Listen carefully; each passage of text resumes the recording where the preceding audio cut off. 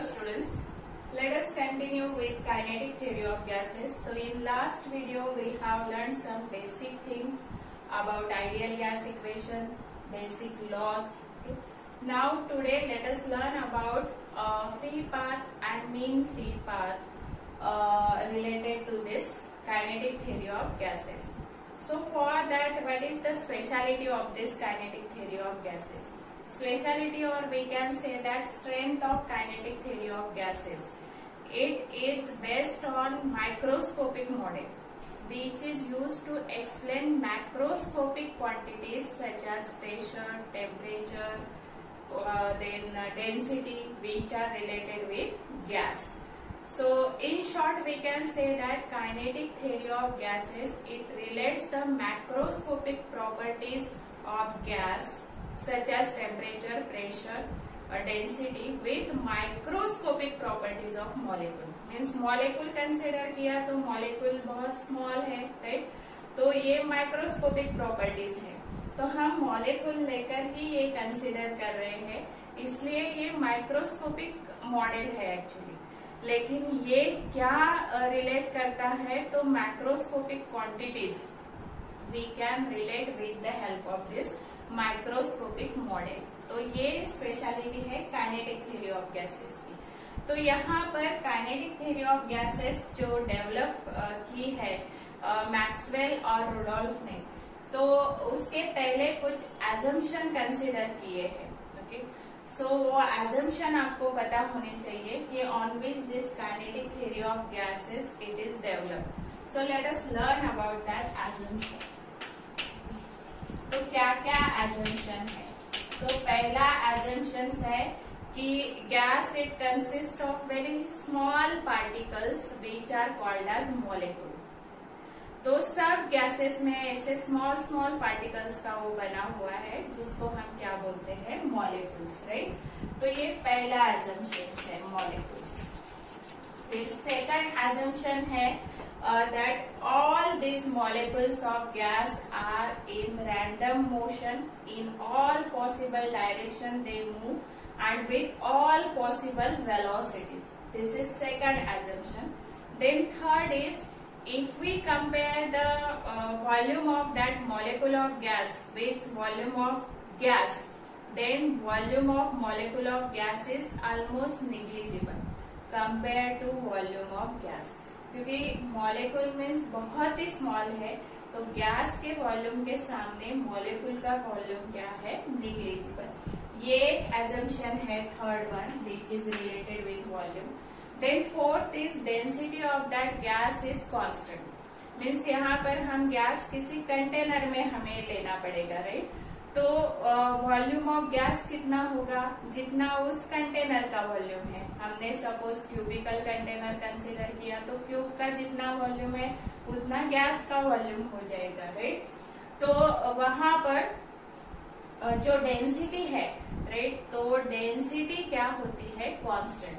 तो ये एक एजम्पशन है. Then next assumption is about the shape of that molecule. तो सब मॉलिक्यूल जो है वो स्फेरिकल कंसिडर किए हैं, राइट. तो all molecules of that gas are spherical, rigid and perfectly elastic. Mean जो भी कोलिजन होगा मॉलिक्यूल के बीच में वो कैसे होगा, इलास्टिक, परफेक्टली इलास्टिक कोलिजन. तो नेक्स्ट एजम्पशन फिर कोलिजन के बारे में है, right. So the collision between the two molecules with one another, that is elastic. और एक कोलिजन है वो कौन सा, तो collision with molecules, collision of that molecules with walls of container, right.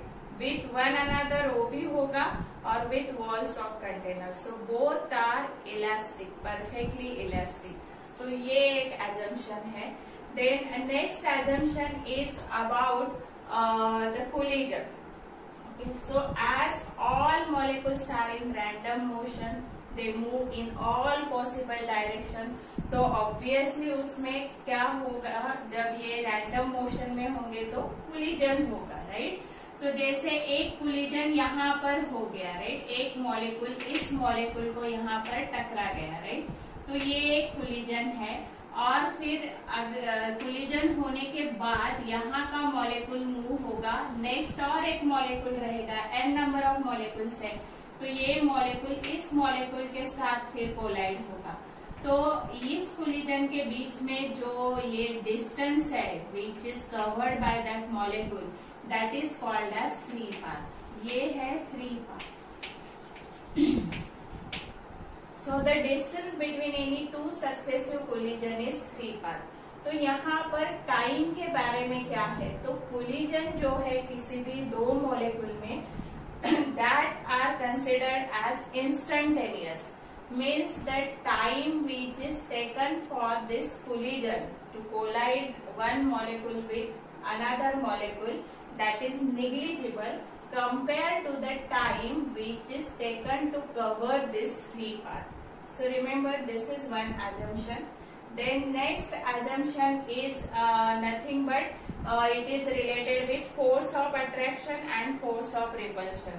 तो किसी भी गैस के दो मॉलिक्यूल में फोर्स ऑफ अट्रैक्शन और फोर्स ऑफ रिपल्शन ये निग्लिजिबल होंगे, मीन्स वो हमें कंसिडर नहीं करना है। There is no force of attraction, no force of repulsion between any two molecules of gas. तो ये एजम्पशन पर बेस्ड है हमारी kinetic theory of gases, means we need to consider all this assumptions while deriving any equation related to this kinetic theory of gases. So these are assumptions. Now next let us learn about this free path and mean free path. तो ये free path क्या है, तो ये आपको अभी समझ में आ गया है, राइट, कि जब मॉलिक्यूल्स कोलाइड होते हैं, राइट, तो यहाँ पर एक कोलिजन हो गया है, okay, and next collision it takes place here. तो this distance between two successive collision is called as free path. ये है अपना फ्री पाथ, राइट। अभी देखो कि मॉलिक्यूल्स रैंडम मोशन में है, मीन्स वो रैंडमली किसी भी डायरेक्शन में मूव होंगे, तो यहाँ पर बहुत सारे कोलिजन हो रहे होंगे। तो ये एक कोलिजन हो गया, ओके, इस डायरेक्शन में, फिर ये रैंडम है, मीन्स इस डायरेक्शन में मूव करेगा किसी भी डायरेक्शन में रैंडमली, ओके, फिर ये ऐसे। तो n नंबर ऑफ मॉलिक्यूल्स है, means they move in all possible direction and then they will collide with the molecule which is on the way of that molecule. तो ऐसे बहुत सारे कोलिजन होंगे। तो let us consider this free path as lambda 1, this as lambda 2, then lambda 1, lambda, this consider as lambda 1, lambda 2, then lambda 3, lambda 4, lambda 5, right?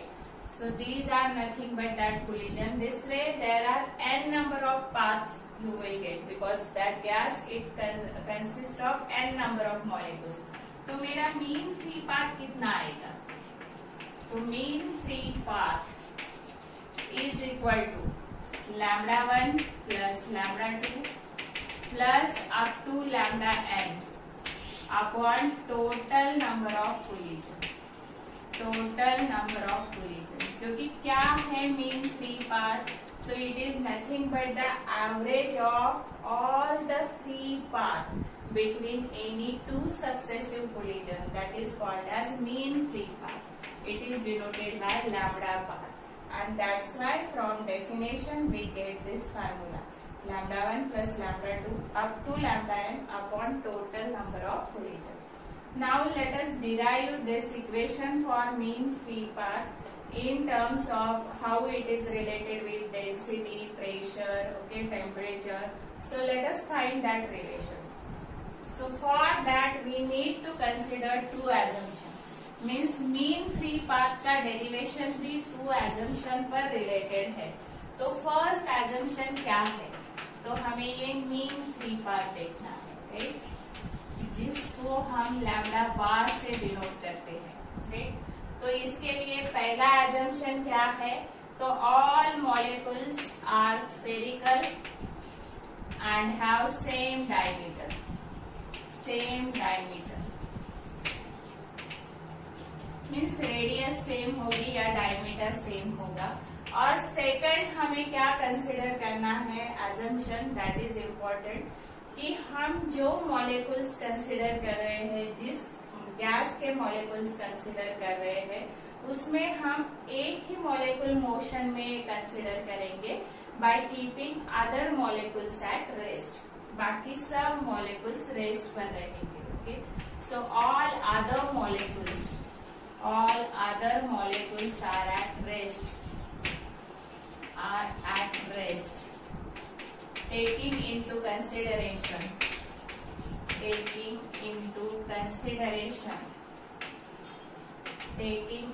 consideration that one molecule is in motion, एक ही molecule motion में है, right.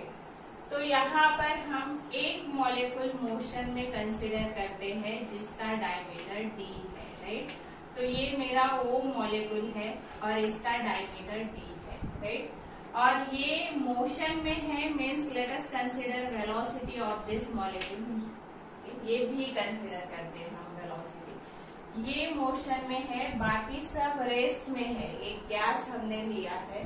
Okay, तो ये suppose इस cylinder हम consider करते हैं कि जहां पर ये मॉलिक्यूल यहाँ पर आ गया, सपोज, राइट, यहाँ से स्टार्ट कर रहा है ये मॉलिक्यूल, भी वेलोसिटी से मूव हो रहा है।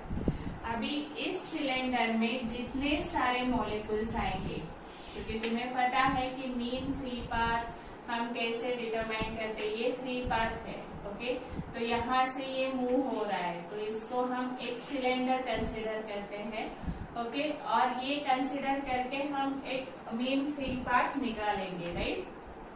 ये अभी मेरा दूसरा सिलेंडर हो गया, राइट। तो ऐसे ये कोलिजन जैसे होते जाएंगे, तो वैसे ये मॉलिक्यूल मूव होते जाएंगे, और मूव होते होते यहाँ पर जो भी मॉलिक्यूल्स इसके डिस्टेंस के विद इन आएंगे, उस पर उसका कोलिजन होगा, उसके साथ उसका कोलिजन होगा। तो यहाँ पर अभी मेरा ये एक मॉलिक्यूल है, राइट, और दूसरा मॉलिक्यूल अगर मैंने उसका सेंटर यहाँ पर कंसीडर किया, तो ये molecule it is with in the distance d of this first molecule, इसके पाथ के विद इन डिस्टेंस d है ये। ओके, ये अगर कंसिडर किया तो ये भी ऐसे आएगा, मीन्स ऐसे सारे मॉलिक्यूल जो है इस मॉलिक्यूल के साथ ये मॉलिक्यूल क्या होगा, कोलाइड होगा, क्योंकि बाकी तो सब मॉलिक्यूल्स रेस्ट पोजीशन पर है। ओके, लेकिन यहाँ पर कौन कौन से मॉलिक्यूल इसके साथ कोलाइड होंगे, तो ये ऐसे जा रहा है, सपोज यहाँ पर आ गया, तो एक मॉलिक्यूल यहाँ पर है जिसका सेंटर ये है, राइट। तो ये तो इसके डिस्टेंस के विद इन नहीं आ रहा है, तो ये ऐसे ही जाएगा और यहाँ पर कोई कोलिजन नहीं होगा, राइट। या फिर ऐसे मॉलिक्यूल है तो इसके साथ भी कोलिजन नहीं होगा। लेकिन ऐसे मॉलिक्यूल जिसके centre with in this distance d है, उनके साथ ये मॉलिक्यूल क्या होगा, कोलाइड होगा। तो ऐसे जितने सारे मॉलिक्यूल्स है इस सिलेंडर में which are within the distance d, whose centers are within the distance d of this molecule, it will get collide with that molecules. तो इतने collisions होंगे। तो यहाँ पर let us consider n, capital N as number of molecules. इतने number of molecules है, right, जिसके साथ ये collide हो गया ये molecule। तो यहाँ पर अभी ये सिलेंडर का डायमीटर कितना हो गया, तो इसका सेंटर मीन्स यहाँ पर हमने टोटल ये कितना कंसिडर किया है, डायमीटर d, और सब आइडेंटिकल है, मीन्स इसका भी डायमीटर d है, इसका भी डायमीटर d है। तो ये हाफ और ये हाफ मीन्स ये d हो जाएगा और ये d, तो टोटल इसका डायमीटर कितना आ जाएगा इस सिलेंडर का, 2d, राइट। तो इस सिलेंडर का डायमीटर कितना हो गया, 2d। ओके, ये टोटल डायमीटर हो गया 2d, और रेडियस कितनी हो गई d। तो ऐसे यहाँ पर कोलिजन होगा कि जितने सारे मॉलिक्यूल जिनके centre with in the distance d है उसके साथ ये कोलाइड हो जाएगा और उतने नंबर ऑफ कोलिजन आएंगे। तो हमारा मीन फ्री पाथ आपको पता है, it is nothing but the distance, total distance travel by that molecule, total distance travel by that molecule, travel by molecule O in time t। तो हम time t consider करते हैं कि इस molecule को इस सिलेंडर के इस एंड से इस एंड तक आने के लिए हमारा टाइम क्या है t, राइट। और तब डिस्टेंस ट्रैवल होता है which is nothing but length of this cylinder. तो ये total distance travel by that molecule in time t upon what, that is total number of collisions, total number of collisions suffered by that molecule, suffered by that molecule, by that molecule in time t, means उसी time t में कितने सारे collisions हुए हैं उतना total number. तो this gives us lambda bar means mean free path. इसका हमें मीन फ्री पाथ पता चलेगा, राइट। तो उसके लिए पहले हमें ये डिस्टेंस निकालना पड़ेगा और उसके बाद ये टोटल नंबर ऑफ कोलिजन निकालना है, राइट। तो अभी ये हम कैसे निकालेंगे, तो n तो मेरा टोटल नंबर ऑफ मॉलिक्यूल्स है, right, total number of molecules, he volume of gas है यहाँ पर, ओके। तो ही वॉल्यूम है, तो मेरा n जो है स्मॉल n, ये मैं लेती हूँ कि number of molecules per unit volume, number of molecules per unit volume, per unit volume. तो कितना आ जाएगा, n is equal to capital N by V। ये है number of molecules per unit volume, right. अभी L टोटल डिस्टेंस है जो ये मॉलिक्यूल वेलोसिटी v से टाइम t इसमें कवर करता है, राइट। तो मेरी velocity let us denote it by v bar, क्योंकि हमारा वॉल्यूम भी v से ही डिनोट कर रहे हैं हम, इसलिए वेलोसिटी हम v बार यूज करते हैं, राइट। तो v बार कितना आएगा, तो distance which is travel in time t means L by T, distance upon time, ये आपको पता है। तो L कितना आ जाएगा, v बार t, राइट। तो ये डिस्टेंस ट्रैवल किया है टाइम t में which is nothing but v bar t। अभी यहाँ पर ये n हमने सब्स्टिट्यूट किया है number of molecules per unit volume. तो टोटल नंबर ऑफ मॉलिक्यूल्स कैसे आएंगे, total number of molecules, total number of molecules, let me right here, total number of molecules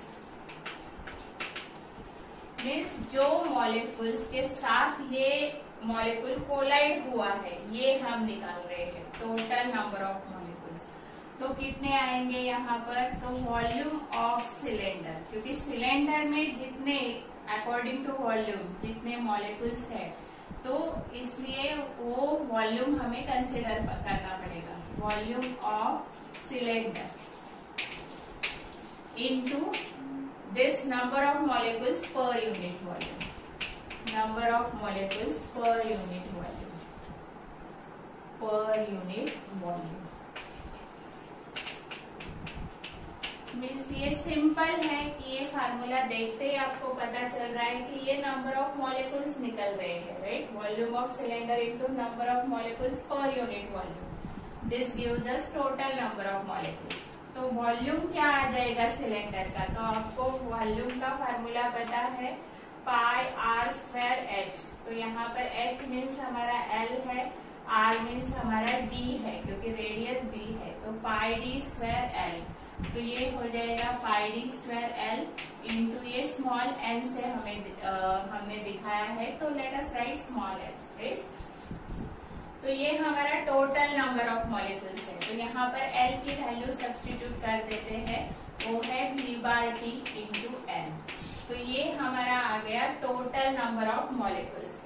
अभी हमें फार्मूले में क्या लिखना है, तो distance travel by molecule O in time t। तो वो डिस्टेंस टाइम t में तो आपको पता है V/T, और ये टोटल नंबर ऑफ कोलिजन आपको निकालना है, right. Total number of collision suffered by that molecule. So total number of collision कैसे निकालेंगे हम, total number of collision. Now try to understand this कि एक ही मॉलिक्यूल हमारा मोशन में है, तो जितने नंबर ऑफ मॉलिक्यूल्स है उस सिलेंडर में, उतनी बार वो सबके साथ क्या होगा, कोलाइड होगा। तो जितने नंबर ऑफ मॉलिक्यूल्स है उतने नंबर ऑफ कोलिजन्स उस मॉलिक्यूल के होंगे जो v वेलोसिटी से जा रहा है, right. Means total number of collisions which are suffered by this molecule O is equal to nothing but total number of molecules, total number of molecules। और ये तो हमने निकाला हुआ है, राइट। ये हमें कितना आ रहा है, πd² V/T इंटू N। तो अभी हम ये वैल्यू सब्स्टिट्यूट कर देते हैं। तुम्हें डिस्टेंस भी पता है और टोटल नंबर ऑफ कोलिजन भी पता है अभी। तो लैम्डा बार कितना आ जाएगा, तो lambda bar is equal to total distance is V/T, right. और ये total number of collisions which are suffered by that molecule, πd² V/T into N, ये आ जाएगा, राइट। तो ये V/T तो कैंसिल हो जाएगा और हमें मीन फ्री पाथ कितना मिल रहा है, πd² N, राइट। यहाँ पर n की वैल्यू अगर मैंने सब्स्टिट्यूट कर दी तो ये πd² N/V, राइट। लेकिन ये जो फार्मूला हमें मिला है वो एक एजम्पशन पर डिपेंड है। कौन सा, तो हमने एक ही मॉलिक्यूल मोशन में कंसिडर किया है, बाकी सब मॉलिक्यूल रेस्ट में कंसिडर किए थे हमने। लेकिन एक्चुअल गैस में तो ये नहीं होता है, क्योंकि एक्चुअल में क्या होता है, तो all molecules are in random motion. So by taking consideration into that fact that all molecules are in random motion, they are not at rest, okay, as we assume here, that's why this formula it comes to be. वो fact consider करके ये formula हमें क्या मिलता है, 1/√2 πd² N/V, okay. क्योंकि ये actual हमने जो एजम्पशन कंसिडर किया था उससे मिल रहा है, लेकिन ये उस एजम्पशन मतलब ऐसे होता ही नहीं है एक्चुअल गैस में। इसलिए अगर एक्चुअल कंडीशन हमने कंसिडर किया तो ये मीन फ्री पाथ कितना आता है, राइट। तो यहाँ पर अभी हमें क्या मिला है, लैम्डा और d means diameter of that molecule, ये रिलेशन मिल गया है कि lambda mean free path inversely varies with square of diameter, okay. Then अभी ये हम डेंसिटी में या फिर प्रेशर में लिख सकते हैं N/V। तो अभी देखो ये इक्वेशन हम कैसे लिख सकते हैं, right. So let me right that mean free path here. So we are getting lambda bar is equal to 1/√2 πd² N, right? So 1/√2 πd² N/V, ये मेरा इक्वेशन है, राइट। तो यहाँ पर अभी हमने ये N/V क्या सब्स्टिट्यूट किया है, N। अभी हम डेंसिटी में लिखते हैं, तो let us consider small m mass of each molecule.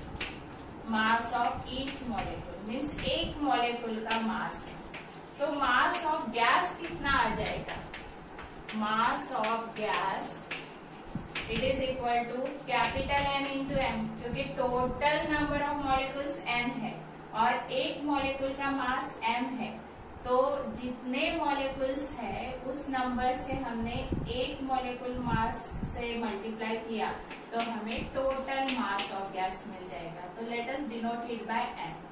तो यहाँ पर मैं क्या करती हूँ, स्मॉल m से मल्टीप्लाई करती हूँ दोनों साइड को, तो ये mn/v इज इक्वल टू ये mn हो जाएगा, राइट।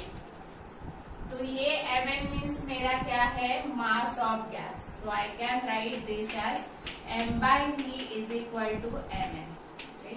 और ये मेरा क्या है, तो mass upon volume, mass of gas upon volume of gas, ये क्या हो जाएगा, density is equal to mn।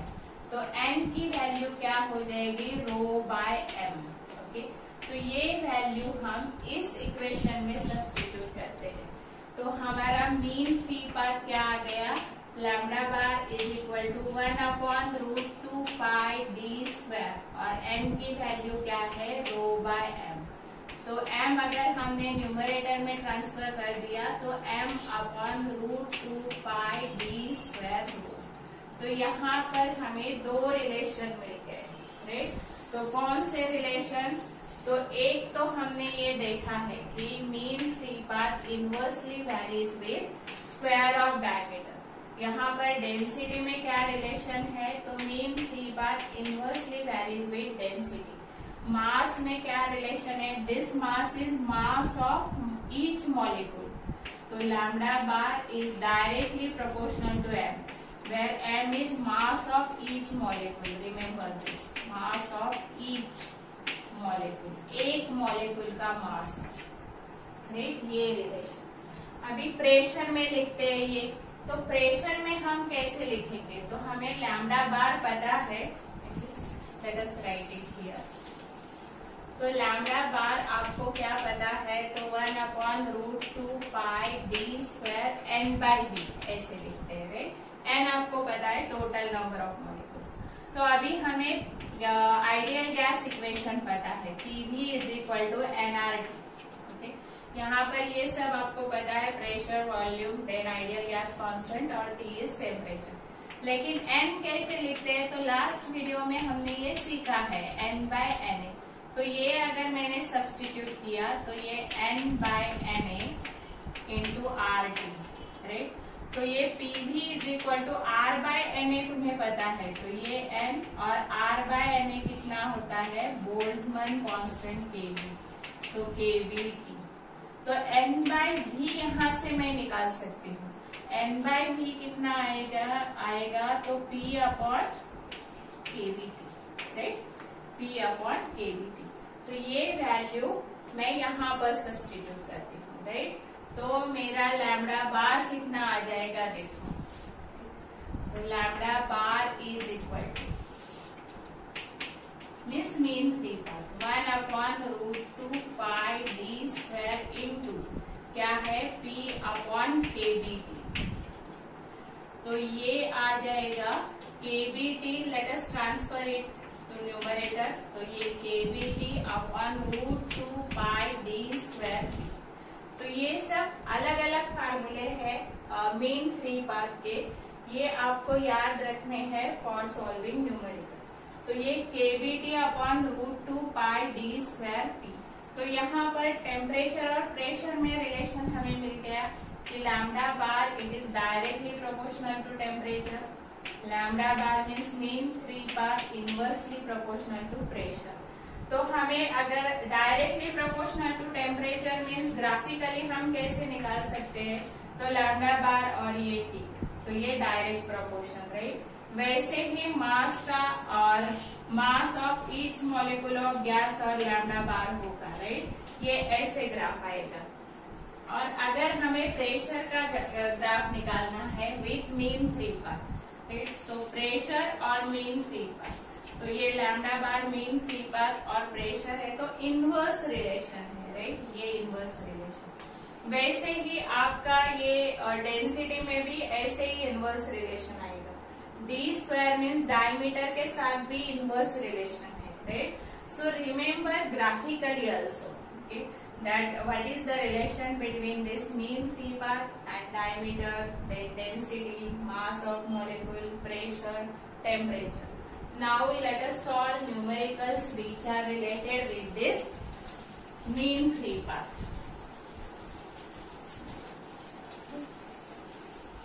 So first numerical is calculate the ratio of mean free path of the molecule of two gases having molecular diameter 1 angstrom unit and 2 angstrom unit. The gases may be considered under identical condition of temperature, pressure and volume. Means temperature, pressure and volume, these quantities are same for the two gases. तो दो gas दिए हुए हैं, right, जिनका आपको calculate करना है λ1 by λ2. तो एक गैस का λ1 है, मीन्स मीन फ्री पाथ का रेशियो कैलकुलेट करना है, राइट. तो इसके लिए आपको डायमीटर दिया हुआ है, तो D1 कितना है 1 एंगस्ट्रॉम यूनिट और D2 कितना है, इट इज 2 एंगस्ट्रॉम यूनिट. इतना आपको दिया है. You have to find λ1 by λ2. All other conditions are identical. तो हमें पता है कि ये λ1 inversely varies with square of diameter. तो D1 स्क्वायर से इनवर्सली वैरीज होगा λ1. फिर λ2 again same inversely varies with D2 square. तो ये रेशियो अगर मैंने लिया तो λ1 बाय λ2 इज इक्वल टू क्या आ जाएगा, D2 square by D1 square, right. ये रेसिप्रोकल है D1 और D2 का, तो ये ऐसे आ जाएगा. यहाँ पर हम वैल्यू सब्स्टिट्यूट करते हैं. ये 2 एंगस्ट्रॉम यूनिट है, ये 1 एंगस्ट्रॉम यूनिट है, राइट. और इसका स्क्वायर, तो ये कितना आ जाएगा 4/1. Means ratio is 4:1. This is the answer. Means if you know relation, then directly you can solve that problem. Then next problem, calculate the mean free path of a molecule if number of molecules per centimeter cube is 3 into 10 raised to 19 and diameter of each molecule is 2 angstrom unit. You have to calculate here mean free path. What is given? Number of molecules per centimeter cube. Means n by b. पर centimeter cube means volume, right. ये दिया हुआ है आपको. कितना दिया है, तो 3 into 10 raised to 19, ओके, पर सेंटीमीटर क्यूब, ओके, ये दिया है. और क्या दिया है, डायमीटर दिया है मॉलिक्यूल का. कितना दिया है, तो 2 एंगस्ट्रॉम यूनिट, ओके. तो ये हम एक ही यूनिट में कर लेते हैं. तो यहाँ पर 2 into 10 raised to -10 मीटर, ये तो आपको पता है एंगस्ट्रॉम यूनिट. यहाँ पर भी मीटर क्यूब में कर लेते हैं. तो ये upon centimetre cube, centimetre cube का मीटर क्यूब में होगा 10 raised to -6 और ये ऊपर आ जाएगा तो 10 raised to +6, तो 10 raised to 25 हो जाएगा. सो 3 into 10 raised to 25 पर मीटर क्यूब. ये n by v की वैल्यू है. तो आपको लैम्डा बार कैलकुलेट करना है, तो आपको पता है formula 1/√2 pi d square n by v, right. अभी ये तो आपको दिया हुआ है, तो 1/√2 into 3.14 into d square. d means ये diameter, 2 into 10 raised to -10 bracket square, right, into n by v कितना है 3 into 10 raised to 25. Okay, so do this calculation. Answer is 1.876 into 10 raised to -7, and this is mean free path means nothing but simple distance. That's why meter. 1.876 into 10 raised to -7 meter. So if you should know formula for that and just substitute it, you can find mean free path. In next video, we will learn about one important derivation related with pressure exerted by the gas molecule on walls of container.